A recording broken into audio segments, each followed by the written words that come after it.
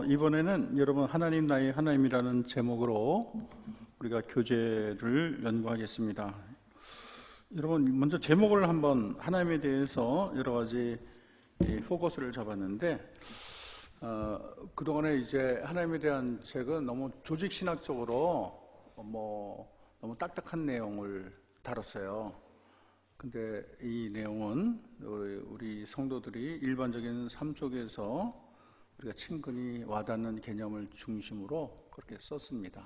그래서 우리 하나님에 대한 상이 다 다른데 이번에 이 공과를 잘 연구하면 하나님에 대한 상이 더 좋아져서 이 땅의 이 생활이 또 믿음 생활이 더 잘 될 수 있으니까 여러분 연구도 많이 하시고 기도도 하시고 또 여러분이 먼저 충분히 숙지하시고 나눌 말이 뭐가 있나 그런 거 다 연구하면서 여러분 구역원들과 대화를 하기 바랍니다. 먼저 이 교재를 보면은 9과로 되어 있는데 우리가 9과는 다 못할 것 같아요. 그래도 하시고 각 구역에서 우리는 해야겠다 그러면은 또 모여서 하셔도 되죠. 또 그런 구역도 받습니다. 아니면은 이거를 누구에게 전하고 싶다 그러면은 1대1로도 가능해요. 여러분의 배운 걸 가지고 1대1로도 전할 수가 있습니다. 1과 봅시다. 시작. 때를 따라 도우시는 하나님. 2과 기쁨을 이기지 못하시는 하나님. 3과 하나님. 4과 목자 되신 하나님. 5과 인생을 역전시키는 하나님. 6과 우리 짐을 지시는 하나님. 7과 위로의 하나님. 8과 안아주시는 하나님. 9가 9가지 해야 딱인데 시간이 이렇게 충분치 않은가 봐요. 일단은 그 서문으로 내게 더 가까이 계시는 하나님에 대해서 우리 잠깐 볼까요? 읽어봅시다. 성경은 시작. 성경은 눈에 보이지도 만질 수도 없는 하나님을 우리에게 설명하는 책입니다. 그런데 같은 성경을 배우면서도 하나님에 대한 이미지는 시대에 따라 사람에 따라 너무 다르지요. 오랜 기독교 역사에서 설교자들은 하나님을 너무나 두렵고 무섭고 떨리며 우리에게서 멀리 떨어진 존재로 그렸습니다. 그래서 설교자들은 너무 웅병식으로 말을 하고 하나님을 엄하고 권위적인 분으로 묘사했습니다. 옛날 왕정시대의 높은 권좌에 계신 분이 낮은 백성들에 다가가면 백성들이 감히 고개를 들지 못하고 떨면서 땅에 엎드리듯 사람들은 하나님을 많이 두려워하고 어려워했습니다. 하나님만 생각하면 보좌에 앉아서 심판하신 하나님이 생각나고 먼 하늘 어딘가 계신 하나님이 떠올랐습니다. 그러나 이렇게 내 마음에 새겨진 편향된 하나님의 모습은 하나님의 마음을 슬프게 하고 우리 하여금 하나님에 대한 딱딱하고 굳어진 신앙을 소유하게 합니다. 사실 우리가 하나님의 사랑 안에 거하며 은혜의 안경으로 하나님을 바라보면 하나님은 내게 너무도 고맙고 감사한 분이십니다. 하나님은 알면 알수록 내게 너무나 좋으시며 친근하신 하나님이요 나를 기쁨으로 바라보시며 잔잔히 사랑하시고 힘들 때 나를 안아주시는 하나님입니다. 그 하나님은 내가 힘들고 어려울 때 내 짐을 대신 져주시고 내가 눈물을 흘리며 다정한 말로 나를 위로하시는 하나님이십니다. 더 나아가 현재 그 의미를 알 수 없는 수많은 시련과 고난이 내게 닥쳐올지라도 모든 것이 아파여 선을 이루시는 하나님이십니다. 때로 하나님은 엄하시고 심판하시며 두려운 하나님으로 나타나십니다. 하지만 하나님은 사랑하는 자기 자녀들에게 보다 살갑고 다정하고 사랑이 넘치는 모습으로 각인되기를 원하십니다.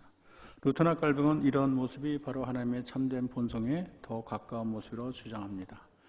만일 사랑하는 자식이 하나님의 넘치는 사랑을 보지 않고 한때 아버지에게 혼나거나 종아리에 맞은 것만 기억하고 아버지를 평생 두려워하고 멀리한다면 아버지는 점선의 여러분 그렇죠? 옛날에 아버지 한 대 맞은 것 같고 평생 아버지만 고개 돌리고 그러면 아버지가 서운한 거야. 사실은 매 맞고 나서 밤새도록 울고 또 안티프라민 발라주고 그런 아버지 생각지 않고 옛날에 그냥 한 번 혼난 것 같고 꽁 해가지고 평생 가면 얼마나 답답해요. 그런 자식이 있어요. 그죠? 그것이 하나님의 본 모습이 아닌데 자식 잘 되라고 혼 좀 내고 매존된 것뿐인데 아버지 보면 놀란 자라 마냥 아버지를 피하고 자기 방에 얼른 들어가 문을 잠그는 자식을 바라본다면 아버지 마음은 더욱 미어질 것입니다. 자녀의 잘못을 보고 벌하시는 심판하신 하나님의 모습도 하나님의 모습의 한 부분인 것은 틀림이 없습니다. 하나님의 정의와 사랑, 심판과 용서는 서로 대칭을 이루는 하나님의 속성입니다. 그러나 하나님의 본성 가장 깊은 곳에는 사랑이 가득합니다. 그러므로 하나님은 사랑하는 자녀들이 하나님을 두려움에 떨기보다 아버지의 참된 사랑을 알고 아버지를 더욱 친근히 하며 아버지에게 더욱 간간히. 그래서 이 사랑이 하나님의 본심이라 그래요. 원래 마음. 그리고 가끔 이게 엄하게 하는 것은 본래의 마음이보다는 사랑하니까 잘 되라고 하는 거죠. 그 화내는 게 본심이 아니겠죠. 그 다음에 그러기에 시작. 그러기에 이 책은 하나님의 더 깊은 본성에 초점을 맞추어 우리의 잘못된 아버지상을 조금이라도 바로잡기 위한 교제임을 밝혀둡니다. 이 교제를 공부하는 분마다 하나님의 참된 모습을 마음에 새기어 전보다 하나님을 더 사랑하고 가까이하며 하나님의 마음을 기쁘게 하시는 주님의 책. 이 책을 쓴 의도가 여기 잘 나타내는데 우리가 하나님상이 정말 중요하다. 우리 같은 하나님을 우리가 섬기면서 하나님의 상이 다 다르고 하나님의 상이 다르니까 기도하는 스타일도 다 다르고 신앙도 다르고 그래요. 그래서 루터도 그랬어요. 하나님만 생각하면 무섭고 떨리고. 심지어 그리스도는 루터는 그리스도만 생각해도 벌벌 떨었어요. 심판의 그리스도만 생각했어요. 자기 죄만 생각했어요. 하나님만 생각하면 자기 죄 심판하신 하나님. 그 마음이 편치가 않아요. 하나님만 생각하면 편치가 않아. 언젠가 꼭 와가지고 한 대 때릴 것 같은 그런 하나님을 생각했죠. 그래서 우리가 하나님에 대한 더 깊은 마음을, 나를 향한 뜨거운 마음을 아는 게 중요하겠어요. 일과 때를 따라 도우신 하나님, 우리 히브리서 4장 15, 16절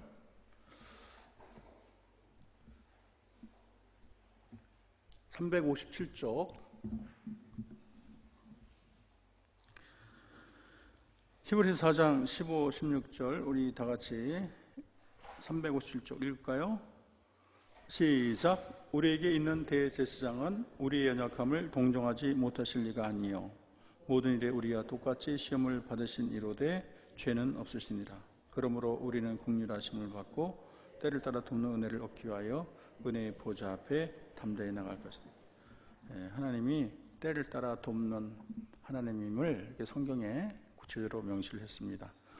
여러분 할 때 처음에 주기도문 같이 외워도 좋고 그 다음에 찬송을 꼭 그렇게 그 위에 있죠. 찬송 301장 우리 301장 1절만 한번 불러볼까요 여러분? 301장 보통 이 본문에 맞게 찬송을 골랐습니다. 지금까지 지내온 것인데 이게 한국 크리스찬이 제일 좋아하는 거 1위라고 당연히 말할 수가 있어요. 제가 신방을 여러 해 해본 결과 1위는 301장이다. 자, 1위가 몇 장이라고 그랬어요? 그 다음에 뭐 나이가 길다가더라도 주 안에 있는 나에게 그런 게 이제 1, 2, 3 이렇게 되겠는데 어제는 1위는 이거더라고요. 제가 보니까 1점만 해봅시다. 시작.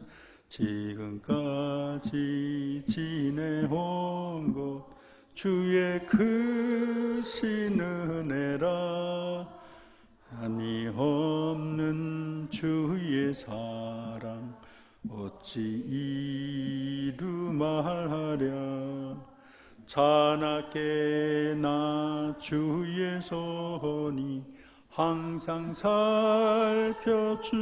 살펴주시고 모든 일을 주 안에서 형통하게 하시네. 이렇게 하고 예배를 위해서 뭐 누가 대표 기도를 그렇게 하시고 그 다음에 본문을 읽으시고 아이스 브레이킹이 나오는데 아이스 브레이킹을 여러분 과거로 돌아갈 수 있다면 어느 시절로 돌아갈 수 있습니까? 그러면 대답이 굉장히 다양하게 나와요. 그리고 심지어는 저런 것도 좋아요. 좀 이걸 더 발전적으로 질문하고 싶으면은 도표의 오른쪽은 나이, 왼쪽은 행복지수. 알겠죠? 나이, 행복지수. 그러면 언제 가장 행복했으면 높이, 불행했으면 낮게 그리라고 하세요. 그리면은 그거를 가지고 설명하는 것도 좋은 이 대화 방법이에요. 그러면 이때는 왜 이렇게 낮았냐? 그때는 내가 이래서 슬펐다. 이때는 행복했다. 이렇게 여러분도 아이디어를 자꾸 써서 이걸 앵무새처럼 이렇게 뭐 답만 따가고 끝하고 이렇게 하지 말고 소통을 하는 게 중요해요. 사람들과 대화를 하고 시켜보고 같이 얘기를 나누고. 자, 1번 봅시다. 연약함을 동정한다는 말이 무슨 뜻일까요? 동정이라는 게 뭐겠어요? 연약함을 동정한다. 뭐 동정하면 결혼 안 한 것도 동정이겠고 여기서는 그런 뜻이 아니죠? 동정하는 우리 지금 불쌍히 여긴다 이렇게만 생각하는데 사실은 동정은 같은 마음을 품는 거예요. 같은 마음을 품는 거예요. 그래서 쉼파네오보다 쉼파데오. 원래는 쉼파세오가 되죠. 정확히 발음하면 쉼파세오 하는데 그냥 표기로는 쉼파데오 이렇게 표기를 합니다. 근데 쉼이라는 게 함께라는 뜻이에요. 그리고 파데오는 겪다, 고난을 당하다. 그러니까 동정 쉼파데오가 뭐겠어요? 기쁨과 슬픔, 아픔, 눈물 이걸 함께 겪고 맛보는 것을 동정해. 동정을 그냥 불쌍히 여긴다 이렇게만 해석하면 안 돼요. 공감하는 것 같이 공감. 당신의 슬픔이 나의 슬픔이고 당신의 기쁨이 나의 기쁨입니다. 또 그런 마음을 가진 사람을 하나님이 좋아하세요. 또 그런 사람이 또 양들을 돌보기가 좋죠. 양 죽거나 말거나 신경 안 쓴다. 그런 사람은 좀 어렵겠죠. 아무래도. 2번 때를 따라 돕는 은혜는 뭐를 말할까요? 때를 따라 돕는 은혜란 때를 따라 때에 맞게 때에 적절하게 주시는 은혜 중요하죠. 비가 오면은 우산이 필요하겠고 쨍쨍하면은 양산이 필요하겠고 그때그때 맞는 은혜가 있죠. 근데 그런 거 다 경험을 해봤을 거예요. 꼭 뭐가 필요한데 그게 탁 갑자기 와가지고 야 우리말로 뭐라 그래? 안성 맞춤이다. 그런 은혜를 하나님이 주실 때가 꼭 있어요. 자, 3번 때를 따라 돕는 은혜를 얻기 위해서 내가 할 일이 무엇입니까? 뭐라 그랬어요? 때를 따라 돕는 은혜를 얻기 위하여 어떻게 하라 그랬어요? 은혜의 보좌 앞에 나가라 그랬어요. 은혜의 보좌 앞에 나가야 된다. 사람들은 은혜는 원하고 보좌 앞에는 안 나가. 원하는 것 많고 기도는 안 해. 그게 현대 크리스천의 병폐예요. 원하는 것만 한데 구할 줄을 몰라. 구하지 아니함으로 받지 못하는 은혜가 얼마나 많습니까? 구할 줄 알아야 돼요. 보좌 앞에 나올 줄 알아야 돼요. 이것도 습관이에요. 훈련. 여러분 우리가 한 주에 1시간 했는데 많이들 기록하셔서 여러분 동참해 주시기 바라고, 어쨌든 이 교회는 교회가 살아 움직이고 여러분 신앙이 살아 움직이려면 기도와 말씀. 그래서 우리가 이 개설한 여러 가지 성경 공부 여러분 들었다고 끝이다 그러지 마시고 안 들은 거 여러분 다 참여하시고, 우리 말씀 학교도 이제 단계별이 있고 기도 학교도 단계가 있어요. 그러니까 1단계 끝났으면 2단계 가시고 그렇게 들으시고, 예배 학교도 여러분 참여하시고, 그래서 어떤 배울 기회가 있을 때 배우는 게 중요해요. 제가 옛날에 청년부 있을 때 다른 교회 청년이 우리 교회로 오는 거야. 청년 산부를 만들었대. 왜냐하면 자기 교회는 안 가르쳐 준대. 없대. 그 우리 교회 와서 옛날에 제자훈련도 받고 여러 가지 강좌도 받고 너무 좋고, 그분들의 신앙이 얼마나 좋은지 몰라. 아주 나날이 신앙이 달라져요.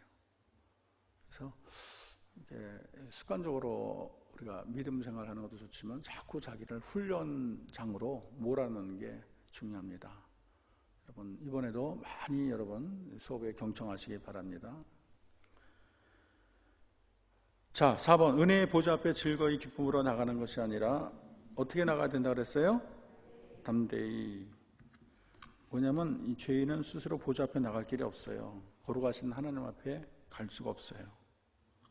근데 예수님이 십자가 달려 돌아가심으로 휘장이 어떻게 됐다 그랬어요? 성전 휘장이 찢어졌다 그랬죠.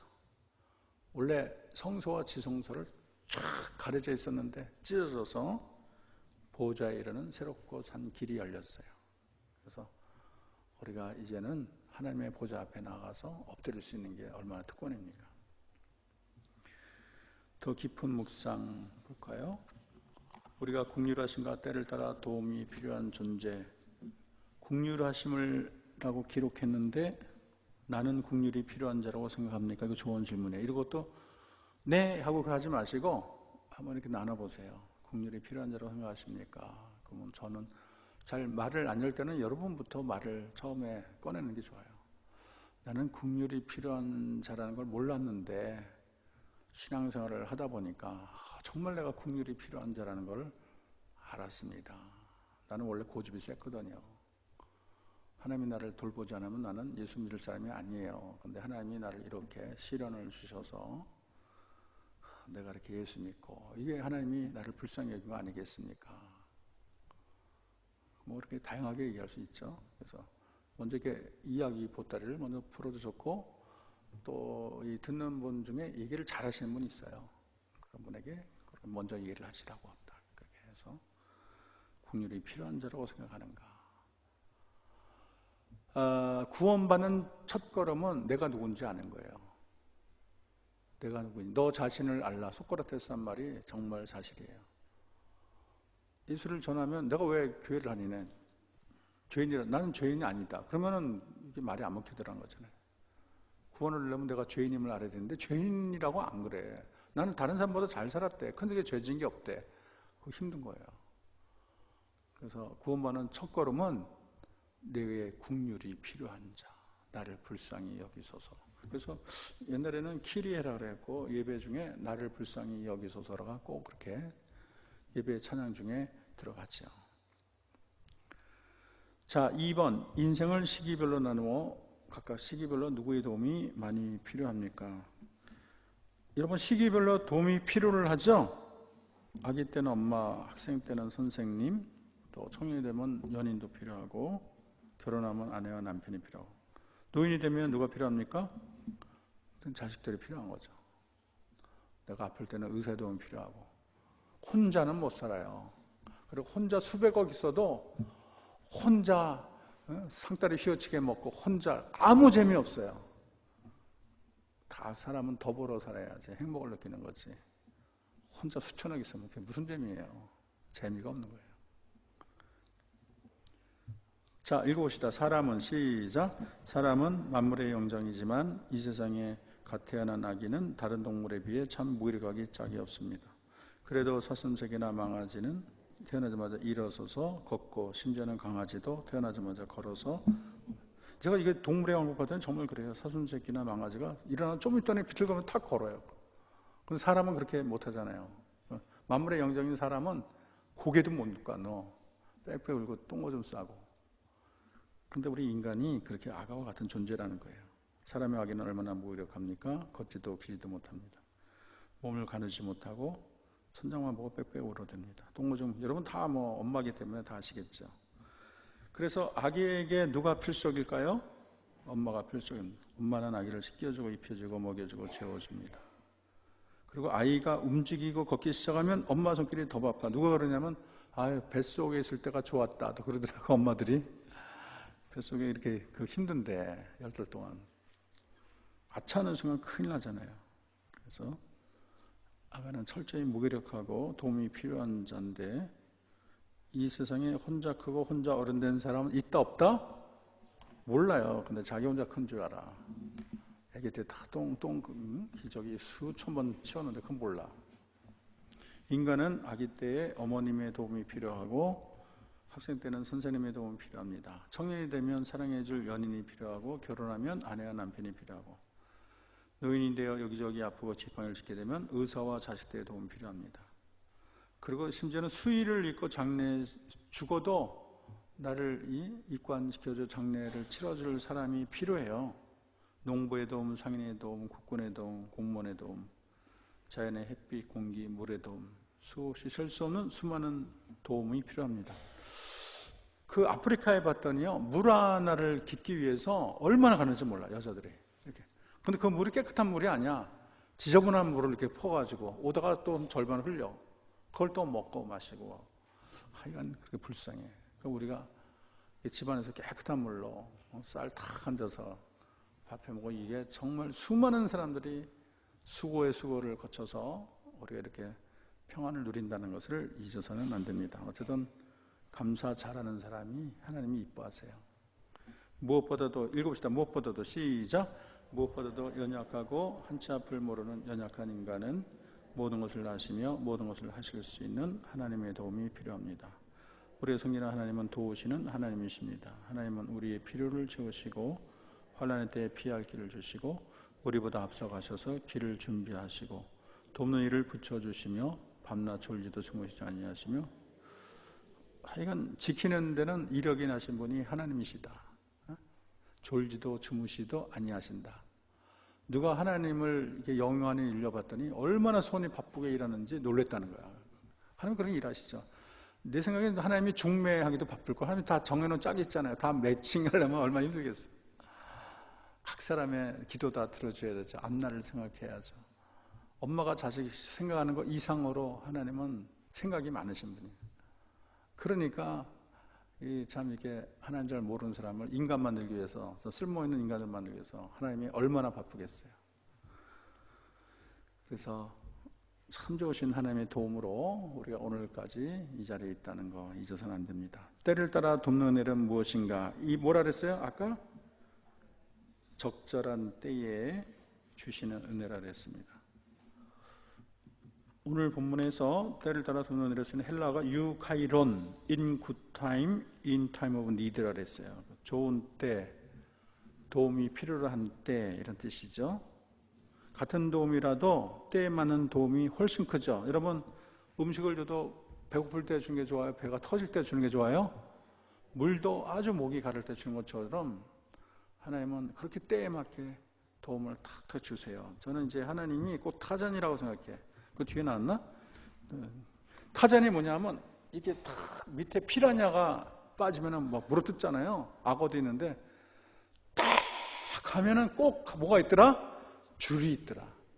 내가 타잔 그렇게 많이 봤는데 타잔이 가다가 줄이 없어서 떨어진 거 한 번도 못 봤어. 밑에서 흔들흔들 거리는 못 봤어. 착 하면 그 줄이 있고 착 하면 줄이 있고. 제 인생도 그랬거든요. 하나님이 탁 하면 길이 없는 것 같아도 길이 열리고 줄이 없는 것 같아도 줄이 있고. 하나님이 있기 때문에 걱정할 필요가 없어. 하나님이 다 알아서 하는 거예요. 이 걱정도 팔자죠. 걱정도 팔자예요. 로버트 브루스라는 사람이 여기 밑에 설명이 있어요. 독립운동가 로버트 브루스는 적을 피해 달아나다 동굴 속에 들어가 숨게 됩니다. 거미 한 마리가 동굴 입구에 거미줄을 치죠. 근데 뒤쫓아온 사람이 거미줄을 보고 어떻게 생각할까요? 이 안에는 없다. 왜냐하면 이 안에 사람이 들어갔으면 거미줄이 뜯어져 있는데 새로 쳐져 있으니까 아무도 없다고 지나갔어요. 그래서 로버트 브루스가 안에 있다가 밖에 나와서 거미줄을 보고 감격해서 기도를 해요. 그럼 읽어봅시다. 하나님, 시작. 하나님, 자그마한 거미의 뱃속에 나를 위한 피난처를 마련해 두시고 적절한 때에 거미를 보내사 나를 보호하시고 거미줄을 치게 하시니 감사합니다. 얼마나 아름다운 신앙의 고백입니까? 우리 어저께 며칠 전에 그 장로님과 대화를 하는데 그 장로님 지금 목사님 됐어요. 삼성이 아주 높으신 분. 제가 언제 얘기했는데 그 머리가 뭐 이렇게 터지듯이 해가지고 꿈을 꿨는데 예수님이 이렇게 만져줘서 나타난 분인데 그분이 이 얘기를 하더라고요. 자기가 책을 읽고 산책을 하느라 갈대밭에 갔는데 아무도 없는 갈대밭에 혼자 탁 책을 보는데 갑자기 허리가 끊어지듯이 아프다는 거야. 허리가 왜 이러지? 참다가 도저히 안 돼서 뒤를 딱 제끼다는 거 너무 아파 이러는데 책을 들고 이렇게 하는 순간 총알이 빵 하고 지나가가지고 이 종이에 2장이 찢겨지고 1장이 긁혔대요. 근데 자기가 이렇게 있었으면 분명히 옆구리를 맞아서 창자가 흘렸다는 거야. 거기가 아마 군부대가 있어서 유탄이 날라온가 봐요. 근데 이분이 갈대밭에 있었기 때문에 누가 그래도 어떻게 좀 반드시 죽었다는 거야. 아니면 이렇게 들고 있으면은 탁 날아갈 때 손 맞으면 손 날아가는 거잖아요. 근데 하필이면 딱 하고 뒤로 놓는 순간에 요 위에만 탁 스치고 지나가서 얼마나 감사한지. 그래서 그거를 늘 책을 보고 하나님의 은혜를 생각한다는 거예요. 그래서 이런 걸 나누면 좋아요. 여러분에게도 이거 로버트 브루스 얘기하면서 이러한 때를 따라 도우시는 은혜가 있었냐 그렇게 한번 얘기를 나눠보세요. 하나님은 읽읍시다. 시작. 하나님은 우리를 눈동자와 같이 살펴보시다가 우리가 시험 당할 즈음에 시험을 극복할 수 있는 천사도 보내고 까마귀도 보내고 돕는 사람도 보내고 물질도 보내요. 그때그때 적절한 은혜도 부어주십니다. 그때 하나님 까마귀를 보내주시더라. 집에 쌀 떨어지면 누가 귀신같이 알고 귀신이라고 그랬으면 그러네. 딱 갖다 주고 그거 참 신기해요. 하나님이 다 어떤 사람은 기도하는데 쌀 갖다 줘라 그렇게도 하신대. 그러니까 하나님이 계시다는 걸 우리가 알 수가 있어요. 자, 그 다음에는 어떻게 계속되는 은혜가 되겠어요? 일평생 계속되는 은혜. 때를 따라 돕는 은혜는 인생에 한두 번의 은혜가 아니고 어떻게 돼요? 일평생 계속됩니다. 농부의 수고를 읽읍시다. 시작. 농부가 씨를 뿌려 열매를 거둘 때까지 많은 때를 따라 돕는 은혜가 필요합니다. 농부는 씨를 뿌리기 전에 큰 돌, 작은 돌을 치우고 나무 뿌리를 뽑고 굳은 땅을 갈아 부드럽게 일구어야 합니다. 한여름 물이 가랄 때 눈에 물을 대주고 약도 쳐주고 바람이 불어 벼가 쓰러지면 일일이 일으켜야 합니다. 허수아비를 세워서 새떼가 와서 먹지 않도록 해야 합니다. 그 밑줄 그으세요. 한갓 보잘것없는 씨앗도 열매 맺기까지 오랜 세월 그때그때 농부의 수고 하늘의 도우심이 필요합니다. 농부의 수고뿐만 아니라 한 사람이 태어나 성인이 되고 가정을 이끌고 자식을 낳아 부모가 되고 하나님의 일꾼이 되고 주신 사명 완수할 때까지 우리가 주님의 도우심 없이는 되는 일이 없고 하나설까지 주님의 사랑과 간섭이라는 말이 참 좋아요. 하나님은 간섭하세요. 내 삶에 들어와서 간섭하세요. 그냥 물끄러미 바라보는 구경꾼이 아니에요. 그래서 여러분 좋은 직장도 내가 얻었다고 생각하지 마시고 하나님이 주신 것이다. 그게 정답이에요. 그죠? 돈을 버는 것도 하나님이 벌게 해주셨다. 좋은 남편 아내도 하나님께서 내게 주셨다. 내가 사는 집도 누가 주셨다? 하나님이 주셨다. 그 밑에 말이 너무 좋아요. 우리는 착각하기를 주님 요리는 제가 합니다. 주님은 그저 가만히 계셔서 제가 요리하는 음식을 맛있게 드십시오. 이게 이제 하나님을 위한다고 생각하는데 절대 그렇지 않아요. 여러분, 하나님을 모든 일에 관여를 시키세요. 알겠죠? 여러분 요리를 할 때도 장을 볼 때도 하나님 나와 함께 해주세요. 하나님 가만 계시지 마세요. 저와 동행해 주세요. 계속 물어보고 꼭 교회에 와서만 하나님께 대화하는 게 아니야. 길거리 가면서도 기도하고 여러분의 삶의 현장에서 늘 하나님을 찾는 것이 중요합니다. 하나님의 은혜는 은혜를 볼 줄 아는 눈에만 보입니다. 읽어볼까요? 하나님의 은혜는 시작. 하나님의 은혜는 감사하지 못하는 사람의 하나님의 은혜는 은혜를 은혜로 볼 줄 아는 눈에만 보입니다. 은혜가 은혜되기 위하여 감사하는 마음이 필수입니다. 감사가 매무르고 은혜가 은혜되지 못한다면 주님은 매우 선하시고 이게 은혜가 은혜되지 않을 때 하나님이 무척 화내는 걸 저는 알았어요. 은혜를 베풀어도 은혜로 여기지 않아. 오히려 배은망덕하게 할 때 하나님은 분노하는 거거든요. 그래서 하나님이 주신 은혜를 우리가 은혜로 받아들이고 감사하는 거 그런 자세가 굉장히 필요해요. 근데 은혜가 뭔지도 내가 받았는지도 모르고 그러면 어떻게 감사 나오겠어요? 그래서 은혜를 볼 줄 아는 그런 눈이 굉장히 중요합니다. 여러분 오프리 윈프리는 미혼모가 어린 시절에 됐어요. 그래서 굉장히 불행한 삶을 살았는데 이 사람이 아주 자수성가를 했대요. 그래서 처음에는 100kg 몸무게 자기 100kg 넘는다 하면 손들어 보세요. 없잖아요. 그죠? 결혼하지 않은 부모에게 태어났고 9살의 사촌 오빠로부터 14세가 될 때까지 친척들의 성적인 학대 14살 때 출산 미혼모가 되고 2주 후에 아기가 죽었고 정말 이 정도면 자살할 정도로 슬픈데 이 사람은 다 극복을 하고 6억 달러 한 1조 원의 갑부가 되고요. 보고제 패션 모델, 토크쇼의 여왕, TV 프로 제작, 인터넷 사업 망라하고 20세기 인물의 하나로 위촉이 됐다 그래요. 이분이 도대체 뭐를 감사할까? 어떤 점이 감사할까? 하면 거창한 것을 감사할 것으로 생각하는데 그렇지 않다는 거야. 1번 읽읍시다. 시작. 오늘도 거뜬하게 잠자리에 일어날 수 있게 하시니 감사합니다. 잠자리에 여러분 아침에 안 일어나면 끝난 거죠. 그죠? 아침에 깨웠는데 안 일어나. 두 번째는 시작. 유난히 눈부시고 파란 하늘을 보게 해주셔서 감사합니다. 이런 적 있어요? 파란 하늘을 보고 감사합니다. 나무에 꽃이 핀 걸 보고 감사합니다. 점심 때 마시는 스파게티를 먹게 해주셔서 감사합니다. 여러분 비빔국수 먹고 감사한 적 있어요? 비빔국수 맛있습니다. 어떻게 내 입맛이 여태까지 살아있는지 모르. 살아있어. 입맛이 변한 적이 없어. 감사하죠.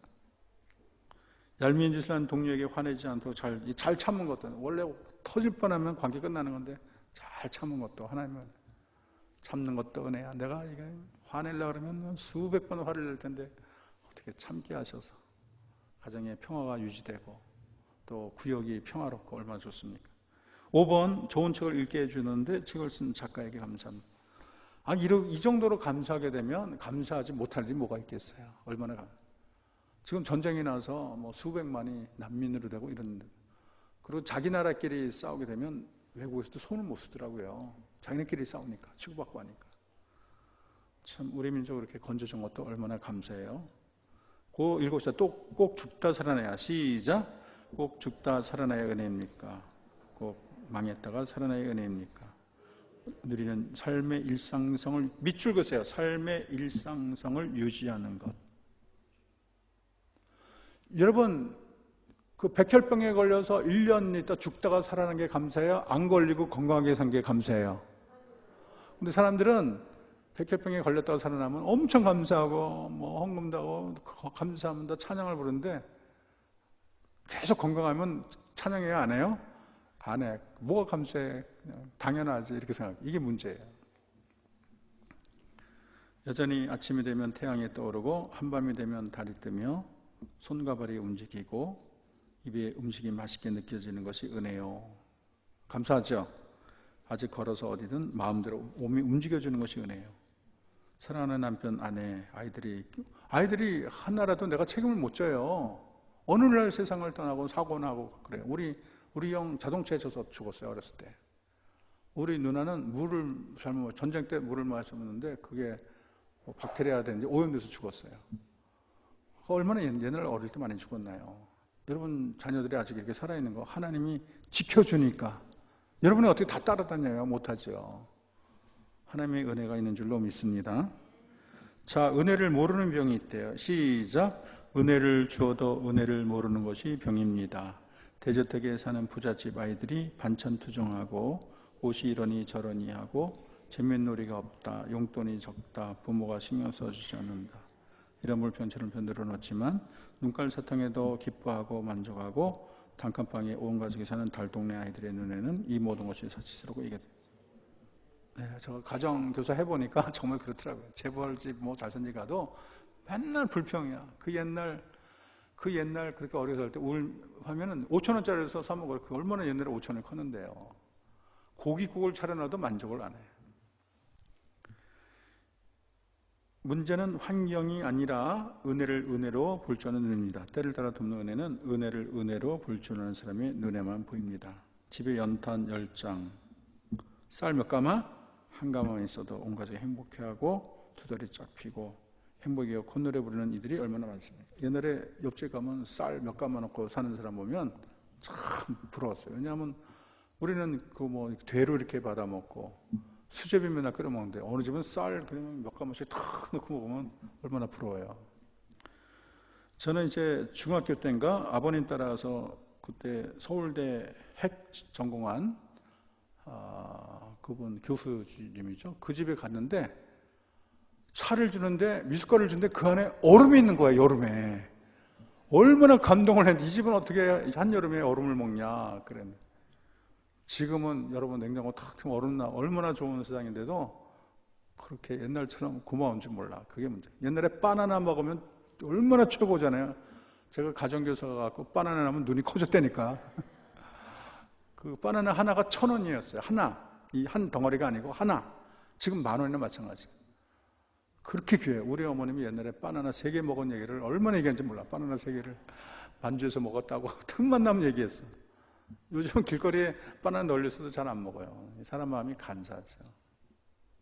자, 3번 때를 따라 돕는 은혜를 얻으려면 오늘 본문은 이 질문에 대해서 아주 간단 명료하게 말합니다. 히브리서 4장 16절은 때를 따라 돕는 은혜를 얻기 위하여 어디로 나가야 된다? 은혜의 보좌 앞에 담대히. 담대히는 즐거이도 아니고 기쁘기도 아니고 담대히 이런 표현이 희한하죠.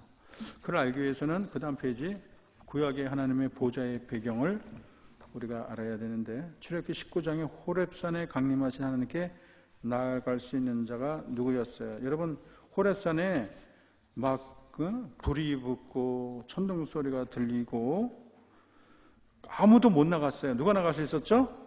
모세가 나갈 수 있었어요. 그리고 정하신 경계를 넘어서는 사람과 짐승은 어떻게 됩니까?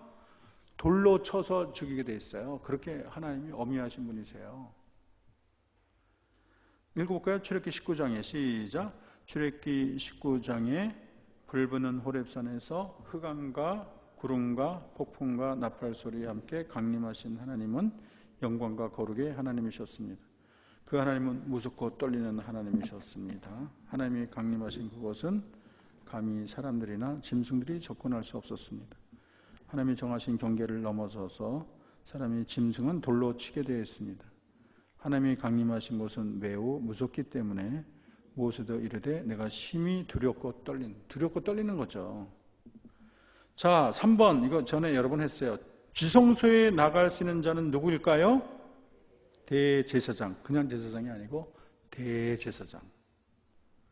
대제사장은 1년에 몇 차례 들어갈 수 있을까요?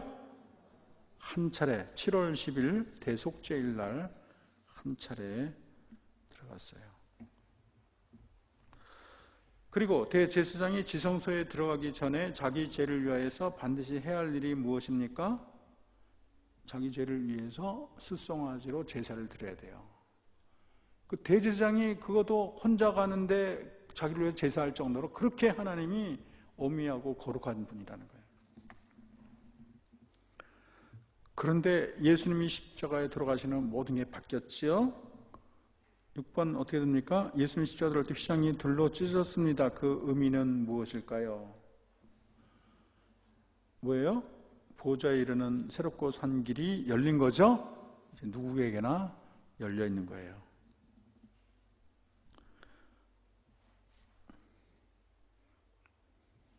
(7번) 예수님이 십자가에 들어가시는 보좌에 나갈 수 있는 자가 누굴까요?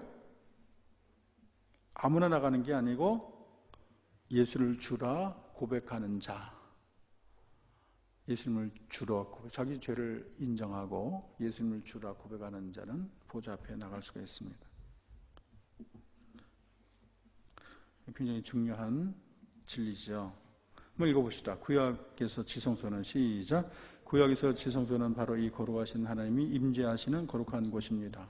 그것은 죄 많은 인간이 감히 나가지 못하는 곳입니다.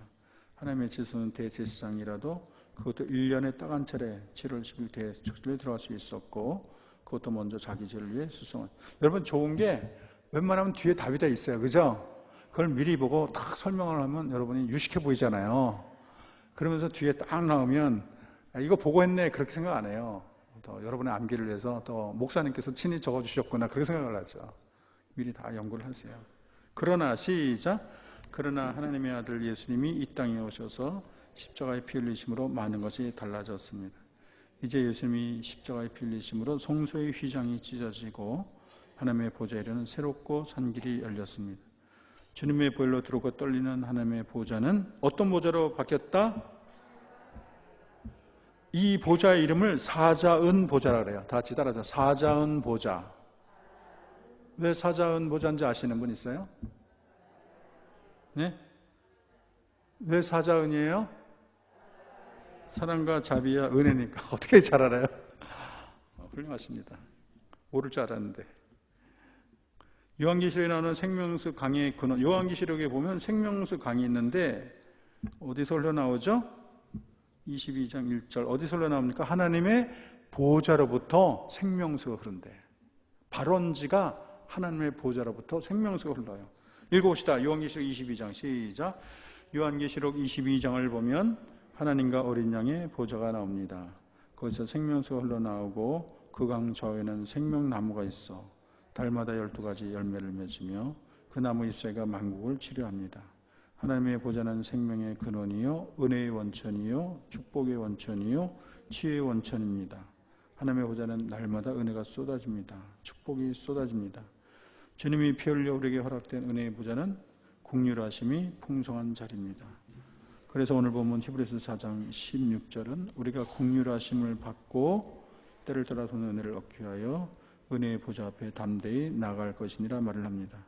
하나님의 보좌는 긍휼이 넘쳐나는 곳이기 때문에 죄가 많아도 찢어지게 가난해도 신사가 초래해도 주의 보좌로 담대히 나갈 수 있습니다.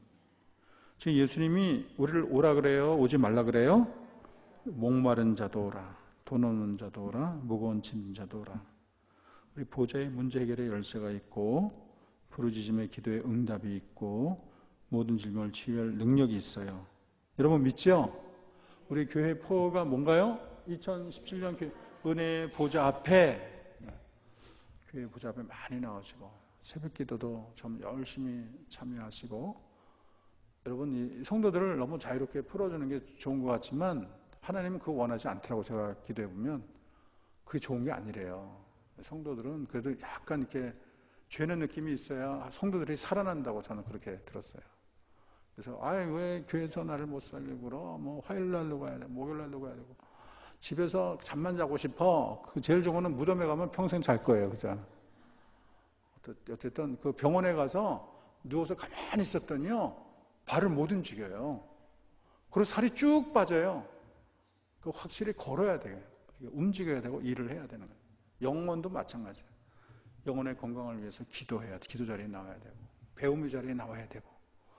이렇게 여러분 많은 교육을 통해서 가르치는 교회가 한국에 많지가 않아요. 한영교회 그리고 무슨 교회가 있더라 기억이 잘 안 나요.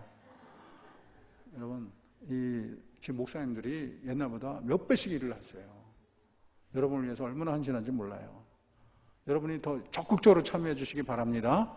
강좌를 열었는데 참여한 사람 몇 명 없으면 에이 그러면 좋았어, 나 이제부터 안 해, 이런 마음이 드는 거예요. 걔네 해봤자 뭐해, 이렇게 되는 거예요. 성도들도 같이 따른, 박수도 어때 소리가 난다? 마주쳐야 되는 거죠. 그래서 강좌를 열면 기쁨으로 참여를 하고, 전에는 뭐 5개씩 듣는 분도 있어. 그렇게. 어쨌든 여러분 배우는 자리에 최선을 다하고, 이 자리에도 빠지면 안 되는 자리예요. 구역장 건차를 하면 구역장, 부역장 당연히 나와야 되는 자리지. 아니 구역장의 사명을 가졌으면서 이 자리에도 나오지 않고 내게 맡겨진 양을 돌보겠다, 이거 하나님이 그거는 안 기뻐하세요. 여러분 다 참여하도록 노력하기 바랍니다. 빠지면 안 되는 자리예요. 그 옛날에 제가 그 교구관리부 할 때는 빠지는 사람들 다 면담했어요. 왜 빠지시냐, 왜 구역 예배 안 하시냐, 다 면담하고 그랬어요. 면담하고 그러니까 다들 나오시더라고요. 그러니까 하여간 모이는데, 주님이 나를 부르시는 데는 여러분 필히 반드시 참여하기 바랍니다. 그 다음에 아주 좋은 질문을 했어요. 신정훈 목사님께서 좋은 질문을 하셨다. 별표 9번. 오늘날 이 은혜의 질문, 은혜의 보좌가 어디 있나, 이게 중요하죠. 은혜의 보좌로 가려면 여러분 예루살렘에 꼭 가야 될까요? 안 가도 될까요? 안 가도 돼요. 제가 회교도 메카 봤더니 거기는 12월에 모이는데 수백만이 모여. 거기 뭐 빚내서라도 가야 돼. 그래갖고 뭐 우리 도는데 또 몇십 명이, 뭐 몇천 명이 죽어. 밟혀가지고. 거기 꼭 가야 되거든요. 힌두교도 그래요. 꼭 자기네 어디에 가야 돼. 그러나 여러분 은혜의 보좌는 우리가 주님을 예배하는 그 자리에 은혜 보좌가 될 줄로 믿습니다. 읽읍시다. 우리가 시작. 우리가 은혜로 보좌가 나가기 위해서 비행기 타고 이스라엘 예루살렘까지 갈 필요가 없습니다. 에베레스트까지 올라갈 필요가 없습니다. 북극성까지 날아가지 않아도 됩니다. 그러면 은혜의 보좌는 어디에 있을까요? 은혜의 보좌는 히스기야처럼 여호와여 귀를 기울여 들으시옵소서, 여호와여 눈을 떠 보시옵소서 간구하는 곳에 있습니다. 아멘. 은혜의 보좌는 다윗처럼 슬피 울며 눈물로 회개하는 곳에 있습니다. 하나님의 은혜의 보좌는 한나처럼 억울하고 원통한 마음을 주께 쏟아넣는 곳에 있습니다. 하나님의 보좌는 혈루증 걸린 여인처럼 가녀린 손을 뻗어 주님의 옷자락을 붙잡는 곳에 있습니다. 비록 내가 하는 말이 서툴러도 주님 앞에 아버지 부르짖으면 그것이 바로 은혜의 보좌가 되는 거예요. 여러분 믿습니까? 어쨌든 우리 한역교회 모든 성도들이 정말로 은혜의 보좌 앞에서 하나님의 큰 은혜와 복을 받기를 바랍니다. 메시지 한번 다 같이 읽어보겠습니다. 시작. 알고 보면 인간은 한 덩어리 진흙에 불과합니다. 약하고 깨지기 쉽습니다. 연약한 인생이 험한 인생을 살기 위하여 수많은 도움이 필요합니다. 인간은 태어나서 엄마 아빠의 도움이 필요하고 선생님의 도움이 필요하고 농부, 의사, 국군 상인의 도움이 필요합니다. 우리에게 무엇보다도 하나님의 도움이 필요합니다. 눈에 보이지 않아서 그렇지 하나님의 은혜는 셀래야 셀 수가 없습니다. 우리는 태어나서 죽을 때까지 하나에서 열까지 하나님의 은혜가 필요합니다. 무엇보다도 때를 따라 도우시는 은혜는 목마른 사슴의 눈앞에 나타난 시원한 시냇물처럼 얼마나 우리에게 소중하고 기쁨을 주는지 모릅니다. 은혜의 발원지는 하나님의 보좌입니다. 일찍이 하나님의 보좌는 죄 많은 인간이 감히 갈 수 없는 곳이었지만 예수 그리스도의 십자가 구속의 은혜로 누구나 담대히 나아갈 수 있습니다.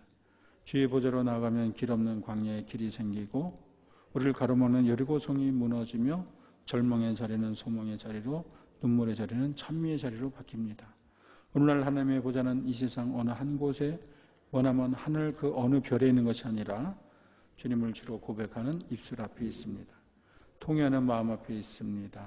눈물로 주께 울부짖는 곳에 있습니다. 부족하면 부족한 대로, 연약하면 연약한 대로, 자격이 없으면 자격이 없는 대로 나아갈 수 있는 곳에 있습니다. 하나님의 보좌입니다. 연약한 인간이 숨 쉴 수 있는 곳도 주님의 보좌밖에 없습니다. 우리 연약한 어깨를 기댈 곳도 주의 보좌밖에 없습니다. 그리스도의 사랑이 우리를 용납하십니다. 이 메시지를 여러분 읽으시고요. 이 책을 그냥 공과만 한데 하시고 수시를 읽으세요. 읽을수록 계속 은혜가 솟아오릅니다. 그리고 메시지 하면서 뭐 은혜 받은 구절이 있냐? 우리 이제 교육자들은 큐티 할 때 큐티를 하고 은혜 받은 구절 얘기하는 것도 참 좋아요. 이렇게 들으면서 다들 베테랑이에요. 이제는 하도 많이 해봐서. 여러분도 메시지 읽고 어느 구절이 제일 좋아요? 왜 좋아요? 그리고도 귀한 이야기 소재가 됩니다. 여러분 이제 교구별로 나눠져서 나눔의 시간을 꼭 해주시기 바랍니다. 나는 이제 아까 타잔 이야기 했고 이 인생의 기억이 남는 거. 이 3번 같은 경우는 역사나 세계사 가운데 때를 도우셨던 은혜. 저번에 내가 바다사자 작전 이번 주에 설교했죠? 연합군이 도망가는데 독일군의 비행기가 폭격 주는데 뭐가 내렸다 그랬어요? 안개가 쫙 걸렸다는 거라든지, 우리나라가 저기 낙동강까지 갔는데 그때 누가 왔어요? 인천 상륙작전이 5,000분의 1의 가능성이래. 그래가지고 중앙을 잘랐다든지. 하나님의 이 때를 따라 돕는 애가 참 우리 민족에 많았거든요. 여러분 많이 하시기 바랍니다. 기도합시다. 하나님 감사합니다. 사랑하는 한영교회 우리 구역장, 부구역장들이 주신 은혜 고맙고 감사해서 이번에 새로 시작되는 2학기에도 새로운 각오를 가지고 주신 사명 감당하기를 원합니다.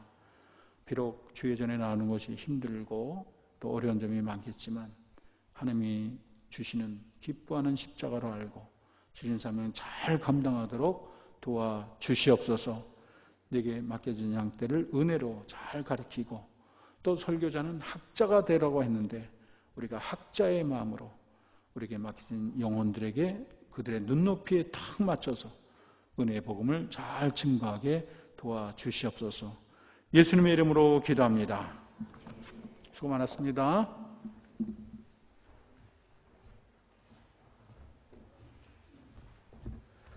네, 시간이 늦었기 때문에 제가 간단하게 전달드리겠습니다. 아까 잠깐 말씀드렸지만 다음 구역 권찰에는 9월 15일이고요. 그때는 1교구 1조에서 기도해 주시고 구역 소개해 주시고 기도 제목을 나눠 주시는 시간이 있다는 걸 말씀을 드립니다.